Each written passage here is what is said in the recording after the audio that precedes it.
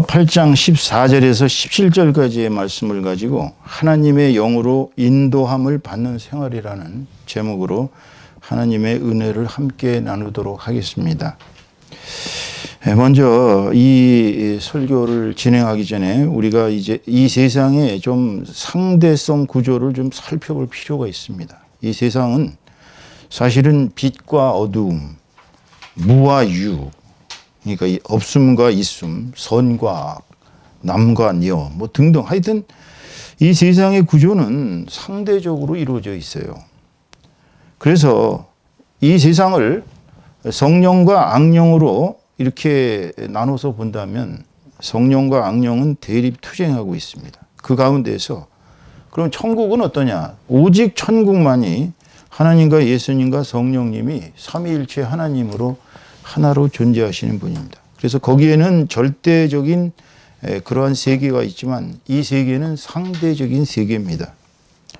그렇기 때문에 인생은 하나님의 영, 즉 성령이 지배하는 진영에 설 것이냐 아니면 마귀, 즉 사단의 영이 지배하는 진영에 설 것인가를 결정해야 합니다. 우리가 그럼 어느 쪽에도 쓰지 않으면 안 되느냐? 뭐 그건 좀 불가능합니다. 우리가 성령의 사람이 되든지 아니면 악령 쪽으로 가든지 막 그렇게 어느 한쪽을 결정을 해야 되는 그런 우리의 운명을 우리는 가지고 태어났어요. 이걸 쉽게 설명하자면 쉽게 하면 그냥 우리가 이 세상에 그냥 선량한 시민 공동체에서 그냥 선량한 시민으로 살든지 아니면 여러분 조폭 영화 자주 보셨겠지만 조폭이 얼마나 무섭고 얼마나 조직이 아주 싸나운지 조폭 진영에 들어가기도 어렵지만 들어갔다 나오기도 어렵습니다. 진짜 어떤 조폭들은 손가락 하나 자르는 건 기본이고 아킬레스건을 끊는다든지 하여튼 끔찍한 그러한 절차를 밟아야만 나올 수가 있어요. 말하자면 우리 성령의 세계는 선량한 시민 공동체에 우리가 서는 것입니다. 그렇지만 악령의 세계는 마치 조폭의 진영에 속하는 거나 같아요. 그렇다면 우리는 왜 하나님의 영은 즉 여기서 우리는 성령으로 말씀드릴 수 있습니다. 성령으로 인도함을 받아야 하는가? 여기서 우리는 우리 인생이 왜 성령의 길로 가야 되는가를 좀 철학적으로 살펴볼 필요가 있어요. 이거는 왜 그러냐면 근본적으로 우리 인생은 사실 두려움의 연속입니다. 사실 저 같은 목사도 어려서부터 쭉 예수님 믿기 전까지 세월을 살펴보면 두려움 속에 살았다 그래도 과언이 아니에요. 뭐가 두려운지 어려서는 몽달 귀신, 무슨 귀신, 도깨비 귀신 등등. 그러니까 알지 못하는 두려운 대상이 계속 우리에게 있었어요. 근데 이제 성장해서 사춘기 시절에는 또 인생에 대한 막막한 그 두려움 같은 것이 계속 되어졌어요. 그다음에 인생은 근본적으로 외롭습니다. 외로움의 존재들이에요. 이 세상에서 외롭지 않다고 주장할 수 있는 사람은 사실은 거의 없어요. 거의 없어요. 누구나 다 인생은 단독자, 혼자입니다. 혼자. 궁극적으로 가면 인간은 혼자예요. 또 인간은 희망과 소망을 갖고 살아서 그렇지 절망이 더 많습니다. 뭔가 진행하는 일마다 안 되는 일이 더 많고 괴로운 일이 더 많고 가족 관계에서부터 시작해서 사업, 학교 등등 다니면 전부가 보면 이 절망이라는 가시밭길이라고 표현하면 그렇고 여러분 전쟁터에서 보면 이 별표처럼 생긴 강철로 된 거를 쫙 깔아놓거든요. 깔아놓으면 말들이 그 위를 달리질 못하고 그냥 쓰러집니다. 마치 인생이 그러한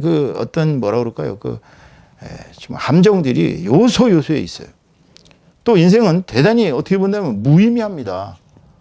정말 Life is meaningless라는 그러한 제가 책자도 예전에 한번 본 적이 있는데 신학교 다닐 때 그거를 보면 인생 자체가 의미가 없다는 거예요. 인생에 무슨 의미가 있을 수 있겠어요. 그러니까 인간은 이러한 두려움과 또 외로움과 절망과 무의미 속에 던져진 그게 이제 실존적 존재는 이 실존이라는 게 뭐냐면 쉽게 생각하면 이런 얘기예요. 여러분의 인생이 지금 왜 나냐라고 물어본다면 되게 웃기는 얘기예요. 왜 나냐 하필이면 좀 더 나은 부모 우리 아이들이 가끔 가다 왜 우리 아빠는 그렇게 부자가 아니냐. 내 친구의 아들은 그 친구의 아버지는 H그룹의 회장이고 걔는 카드를 쓰면 막 그냥 한꺼번에 액수에 제한도 없이 막 쓰는데 나는 뭐냐. 이런 식의 불평을 가끔 들었어요. 어릴 때 얘기죠. 근데 내가 내 자신의 이 관계성, 이런 세상의 현상 속에 속해 있는 거는 내가 내 마음대로 바꿀 수 있는 게 사실은 거의 없습니다. 이걸 우리는 실존이라고 그래요. 실존의 벽이라고 그래요. 그래서 모든 인간은 신 앞에 단독자로 서야 합니다. 신과 개인은 1대1의 관계예요. 물론 우리가 중보기도도 하고 공동체에서 신앙생활을 하지만 궁극적으로 가면 신 앞에 단독자로 서야 됩니다. 키에르케고르가 이렇게 얘기했어요. 덴마크의 실존 철학자 키에르케고르는 신이 나의 행동을 보고 있다면 결코 나 외에 다른 것에 책임을 돌릴 수 없다. 이런 자세로 순간순간 최선을 다해 결단하고 노력하며 살라는 뜻이다. 그렇게 얘기했습니다. 단독자라는 개념이 신 앞에서는 단독자라는 건 너하고 신과의 1대1의 관계다. 네가 일일이 하는 행동이 네 자신의 결의와 네 자신의 어떤 단독적인 행동에 의해서 신에 의해서 다 그렇게 관찰되고 있다면 너는 네 스스로가 모든 것을 처리해야 되는 그러한 단독자다. 그렇게 주장을 했어요. 로마서 8장 13절에는 이렇게 얘기하고 있습니다. 너희가 육신대로 살면 반드시 죽을 것이로되 영으로서 몸의 행실을 죽이면 살리니. 이 얘기는 물질을 추구하는 삶의 종국은 소망이 없습니다. 왜냐하면 물질은 끝이 허망하기 때문에 그래요. 하지만 성령을 추구해서 성령을 받은 사람은 지금 말씀 그대로예요. 하나님의 영으로 인도함을 받은 사람은 곧 하나님의 아들이라. 우리가 하나님의 아들이 된다는 거예요. 성령을 받으면. 그러니까 사람들이 이 얘기를 들으면은요, 되게 좀 이상하게 생각해요. 너는 하나님의 아들이 된다라고 얘기하면 내가 무슨 하나님의 아들이 되냐. 나는 그냥 평범한 한 인간일 뿐인데 이렇게 생각들을 하는데 성경에는요, 우리가 하나님의 말씀을 받은 사람은 작은 신이라고 분명히 표명하고 있습니다. 그것은 제 얘기가 아니고 예수 그리스도께서의 입으로 나오신 말씀이에요. 요한복음 10장 35절 보시면은 성경은 패하지 못하나니 하나님의 말씀을 받은 사람들을 신이라 하셨거늘 그렇게 얘기합니다.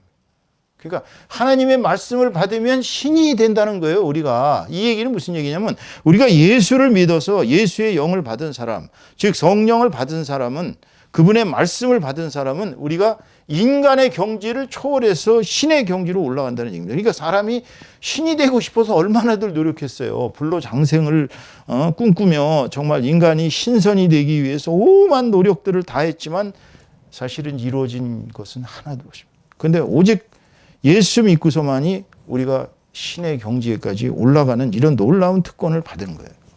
그래서 오늘 본문 15절의 말씀을 보시면은 그렇게 얘기했거든요. 너희는 다시 무서워하는 종의 영을 받지 아니하고 종은 항상 조심해야 되지 않습니까? 주인의 눈치 봐야 되잖아요. 그죠? 그런데 양자의 영을 받으면 비록 양자지만 그 주인집에 이제 이렇게 양자로 들어가면 영어로 이제 어답티드라고 되는데 어답티드 선이 되면은 그 양자는 어떻게나 법적으로는 그 주인의 친아들과 똑같거든요. 그러면 그때부터는 권력이 생기는 거예요. 권위가. 그래서 주인에게 아빠, 아버지라고 부르짖습니다. 저희가 보스턴에서 홈스테이를 좀 했는데 홈스테이 할 때 좀 재밌는 여학생이 하나 있었어요. 16살짜리인데 저희 집에 홈스테이로 왔어요. 근데 이 학생은 아주 어떻게 본다면 좀 이렇게 참 친근성이 있었던 것 같아요. 뭐라고 부를까요? 그래요. 그래서 너는 거기서 뭐라고 불렀니? 미국 집에 있을 때 그랬더니 그냥 맘, 파 그렇게 불렀대요. 그러면 여기도 그냥 엄마 아빠라고 불러라. 그랬더니 바로 네 엄마 아빠 딱 그러더라고요. 그래서 제가 이야 참 저는 평생 남의 부모한테 엄마 아빠 이렇게 불러본 기억이 없지만 물론 그런 걔와 비슷한 그 상황은 아니었는데 그런데 이제 엄마 아빠라고 부르니까 저희도 기분이 묘한 거예요. 얘를 데리고 다니면은 우리 애들하고 같이 데리고 다니면 아유 막내 따님 예쁘시네요 이제 그래요. 그러니까 완전 우리 딸로 아는 거예요. 그러니까 우리는 또 그 나름대로 또 그것도 기분도 괜찮더라고요. 어답티드 된 느낌이고. 그런데 어답티드가 된 아들은 그만큼 권력이 생기고 능력이 생기는 거잖아요. 그러니까 우리가 하나님 아버지의 양자가 되었다는 얘기는 우리가 하나님을 보이시지도 않고 우리 앞에 나타나시지도 않고 뭐 있는지 없는지 종잡을 수도 없는데 우리가 하나님의 아들이 되면 그다음부터는 아빠, 아버지 이렇게 부를 수 있는 거예요. 내가 힘들면은 그냥 아빠, 아버지 부를 수 있는 거예요. 이게 진짜 놀라운 특권이거든요. 제가 인천에서 학원 강사할 때 저희 집 뒤가 바로 그 교회가 있었어요. 근데 새벽마다 아버지, 아버지하고 막 울부짖으면서 기도를 하는데 그때 예수를 안 믿을 테니까 듣기 싫어가지고 아니 저 사람은 아버지가 돌아가셨나 왜 맨날 와가지고 저렇게 새벽마다 와서 아버지, 아버지하고 부르짖나 그랬는데 나중에 알고 보니까 그게 그 사람은 새벽 기도할 때 이렇게 하나님 아버지를 담대하게 찾았던 거예요. 왜냐하면 자기가 하나님의 양자가 되고 양녀가 됐으니까 이 사람은 마음대로 자기의 소원을 하나님 앞에 아뢰 수 있는 특권이 생긴 것입니다. 그렇기 때문에 오늘 본문 15절에서는 우리가 이제는 다시는 마귀를 두려워할 필요가 없다고 선언하고 계십니다. 마귀는 사실 우리가 틈만 나면 우리를 이렇게 끌고 가려고 노력을 합니다. 근데 이제 우리가 하나님의 아들로 입적이 되잖아요. 양자가 딱 됐어요. 양자가 돼가지고 강하고 담대하게 하나님을 믿으면 그다음부터는 우리를 끌고 갈 능력이 없어져요. 왜냐하면 예수 그리스도라는 십자가의 권능이 뒤에서 그를 보호하고 있기 때문에 마귀는 왔다가도 예수 그리스도의 십자가 보면 도망가죠. 여러분 엑소시스트나 무슨 이런 서양의 귀신 영화들 보면 대부분이 등장하는 게 목사하고 십자가 등장하잖아요. 그게 사실 농담인 것 같고 재미나는 얘기 같지만 사실이에요.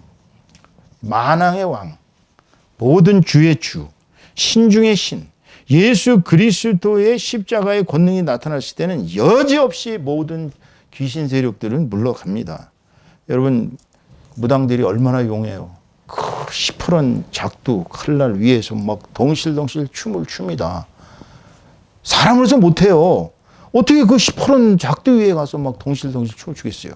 근데 알고 보니까 그 사람들은 춤을 출 때 그 밑에 동자들이 딱 등을 대고서 쫙 그 칼날 위에 있기 때문에 아무리 춤을 춰도 발이 안 다치는 거예요. 근데 딱 예수 믿는 사람이 나오면 거기 예수 믿는 사람이 와가지고서 딱 노려보면 그냥 바로 떨어져 버립니다. 그러면서 여기 예수 믿는 왔지 하고 빨리 가라고 그럽니다. 그러니까 모든 마귀들이나 모든 이 세상의 악령에 속한 세력들은 예수 그리스도의 권능이 나타났을 때는 여지없이 패퇴되는 거예요. 그렇다면 우리는 무서워할 필요가 없는 거예요. 이 세상에 마귀들이 우리를 아무리 괴롭히려고 노력을 해도 하나님께서 우리의 아버지가 되셔서 우리의 아빠가 되셔서 이제는 아버지께 부르짖으면 되는 특권을 가졌기 때문에 그래서 여호수아 1장 9절에 보면은 이제 가나안 정복전을 펼치러 가는 여호수아 앞에 여호와 하나님께서 그렇게 얘기합니다. 이제 모세는 죽었어요. 40년간을 이스라엘 민족을 이끌고 광야에서 40년간을 고생하다가 이제 가나안 정복을 하지 못하고 너는 무리바 물가에서 나를 욕되게 했기 때문에 너는 가나안 땅에 가지 못하고 네 후계자인 여호수아가 군대를 이끌 것이다. 너는 저 산이 올라가서 이제 그 가나안 땅을 바라보고 죽어라. 그리고서 이제 모세는 죽었습니다. 그리고 이제 여호수아가 모세의 후계자가 되었고 가나안 땅을 쳐들어가게 된 거예요. 여러분 이 가나안 정복전이 물경 몇 번이나 전쟁을 했는 줄 아십니까? 약 3,000번 이상을 전쟁한 것입니다. 우리가 가나안 전쟁사가 뭐 성경책이 조금 나오니까 그냥 대충 해서 어떻게 그냥 가나안 땅을 정복한 걸로 생각하시지만 그렇지 않습니다. 약 3,000회의 전쟁을 통해서 이스라엘이라는 나라를 하나님께서 거기에다 심으신 거예요. 그런데 여호수아가 모세의 종노릇만 40년을 했는데 모세의 종이었는데 얼마나 두려웠겠어요. 이제 지도자로 선택이 돼가지고 야 내가 이 200만이나 되는 막대한 이 사람들을 이끌고 가나안 땅에 쳐들어가서 과연 전쟁에 이길 수 있을까 하고 두려움에 처해 있을 때 하나님이 나타나셔서 그에게 얘기하시잖아요. 강하고 담대하라. 두려워하지 말며 놀라지 말라. 네가 어디로 가든지 네 하나님 여호와가 너와 함께 하리라. 맞습니다. 여러분이 하나님을 아버지로 섬기시는 순간부터는 여호수아와 똑같은 위치에 서게 되는 거예요. 무엇을 하든지 하나님께서 당신과 함께 하신다는 사실이 만군의 여호와 하나님께서 함께 하시는데 두려워할 게 뭐가 있어요. 이사야 선지자는 이사야서 41장 10절에서 이렇게 얘기하고 있습니다. 두려워 말라. 내가 너와 함께 함이니라. 놀라지 말라. 나는 네 하나님이 됨이니라. 내가 너를 굳세게 하리라. 참으로 너를 도와주리라. 참으로 나의 의로운 오른손으로 너를 붙들리라. 그렇습니다. 이사야 선지자는 예수님 오시는 것을 600년 전서부터 다 예언을 했습니다. 예수님에 대해서. 이사야 선지자는 하나님의 말씀을 대언한 것이 거의 그대로 이루어졌어요. 거의 그대로. 그런데 그런 이스라엘 백성들이 하나님을 버리고 계속 바알을 섬기고 우상을 숭배하고 정말 잔인해지고 막 이랬을 때 하나님의 말씀을 대언하면서 그들에게 하나님과 함께하는 삶을 살면 두려워할 필요가 없다고 선포하셨다는 것입니다. 자, 그렇다면 이제 하나님의 영으로 인도함을 받는 생활하면 어떤 결과가 생기냐? 과연 어떤 결과가 생기냐? 자, 오늘 보시면은 16절 말씀에 이렇게 얘기했거든요. 성령이 친히 우리의 영과 더불어 우리가 하나님의 자녀인 것을 증언하시나니. 그 성령이 뭔 수로 증언을 합니까? 성령이 인친다 그러는데요. 성령이 인치는 건 뭐 우리가 원래 인친다는 건 도장을 가서 쾅 찍는다는 거잖아요. 옛날에 보면은 이 소가 내 거다 그러면 이제 이 도장을 콱 이렇게 쇠로 만든 청동 같은 걸로 맺는 걸로 그냥 등짝에다 팍 찍었습니다. 너는 내 것이다. 우리가 하나님의 자녀가 되면 바로 성령께서 우리 인치시는 거예요. 그럼 인치시면 어떤 결과가 나와요? 첫째, 신유의 기적이 일어납니다. 온갖 병이 다 하루아침에 치유돼요. 즉 그 결과로 제가 이렇게 서 있지 않습니까? 다 주워하다가. 두 번째로 갑자기 방언이 튀어나옵니다. 방언이라는 건 뭐냐면은 완전히 하나님과 1대1로밖에 알 수 없어요. 방언을 해석하는 은사가 있는 사람이 있는데 방언을 주십니다. 세 번째로는 갑자기 마음에서 자꾸 뜨거워져 갖고 주변 사람들이 불쌍해서 견딜 수 없어요. 가서 전도를 해야 됩니다. 이런 마음이 일어나는 건 성령이 인치신 결과예요. 네 번째로 계속 회개가 일어납니다. 자고 일어나면 내가 어제 뭘 잘못했는가 이렇게 회개의 역사가 일어나요. 평생 가도록 회개 한 번 하고 사는 사람은 없어요. 누구나 다 자기 잘못에 대해서 시인합니다. 그런데 성령이 임재하시면 회개의 역사가 강하게 일어납니다. 다섯 번째로는 이제 중생하게 됩니다. 중생이란 건 거듭 태어난다는 얘기예요. 그러니까 세례로서 우리가 죄사함을 받고 성령이 오시면 우리가 중생합니다. 중생한다는 얘기 이제 완전 새로운 인생이 되는 거예요. 그러니까 어제까지 내가 살아왔던 방식이 다 틀렸다는 걸 알게 됩니다. 그러다 보면 이제 사람들을 구제하게 되고 뻑하면 금식하게 되고 또 묵상하게 되고 그다음에 주님의 복음을 어디 가서 전해야 되겠다라는 선교를 할 수 있는 마음 등 이런 것이 다 성령이 인치신 결과예요. 그렇기 때문에 성령이 인치시면 그 결과는 하나님의 자녀가 돼서 우리가 천국의 상속자가 되는 것입니다. 천국의 상속자라니까 별거 아닌 걸로 생각하시지만 그게 아닙니다. 천국에 들어와서 자기의 집이 생기는 거예요. 그래서 이 땅에 사는 동안은 예수님의 제자로서 맡기신 사명을 감당할 수 있는 능력을 받게 됩니다. 하나님의 자녀들은 이 세상에 사는 동안 다 사명을 감당해야 돼요.